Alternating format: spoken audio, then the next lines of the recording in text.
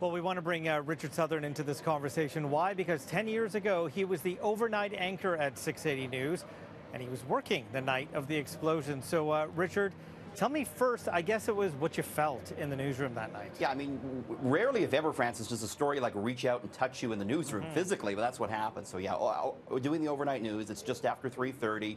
I'm typing up my script.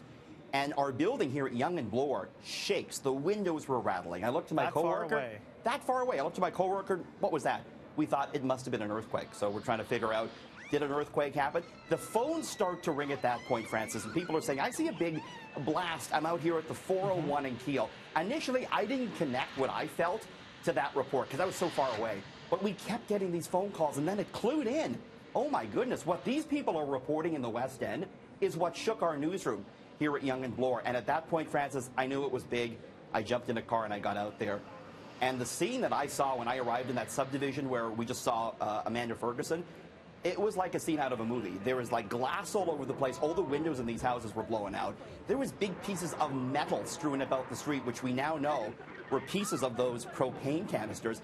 And Francis, there were people in their pajamas walking around in a daze, and this neighborhood illuminated only by the flames of those explosions. It was quite something. I stood there for hours watching the firefighting effort. And, you know, it was like a scene out of a movie. And we got to remember, too, what a big impact this had on the city, Francis, with the 401 and the 400 highways closed for 12 hours that day and thousands of people evacuated. Look at those homes. I mean, it was just quite something. You know, Pedro, our cameraman who we featured in Amanda's story there, lived just literally a couple blocks away from where that happened. You were actually the first reporter on the scene. You talked about the dazed people. How close were you to the, did you feel the heat? Did you feel the intensity of the fire? Absolutely. And what were the people saying when you first met them? Well, when I first got there, I was working on the assumption that it was perhaps the plane that had gone down at the Downsview Air Base.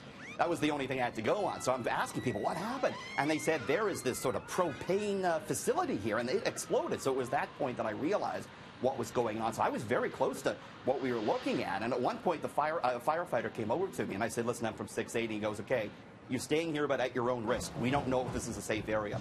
But as a young reporter, I wanted to stay there. Yep. And I was there for 3 hours. We got over to the command post, Francis, and that's when we found out, unfortunately, about Bob Leake, the firefighter who had passed away. Yeah. All right. Well, thank you for sharing your memories with us, Richard. Appreciate that. Thanks.